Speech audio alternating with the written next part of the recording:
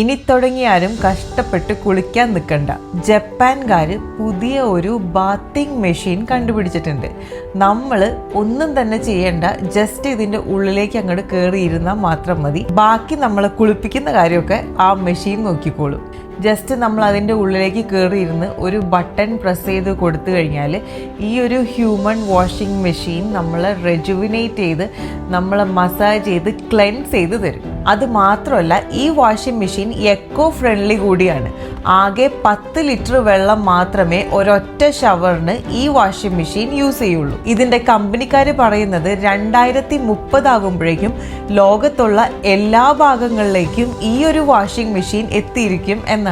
ഇത് വർക്ക് ചെയ്യുന്നത് എങ്ങനെയാണെന്ന് വെച്ച് കഴിഞ്ഞാൽ, ഇതിലുള്ള അൾട്രാസോണിക് വേവ്സ് നമ്മളുടെ ബോഡിയിലുള്ള അഴുക്ക് റിമൂവ് ചെയ്യാൻ ഹെൽപ്പ് ചെയ്യും. ഇതിലുള്ള വാട്ടർ ജെറ്റ്സ് നമ്മളുടെ ഫുൾ ബോഡീനെ ക്ലെൻസ് ചെയ്യാൻ ഹെൽപ്പ് ചെയ്യും.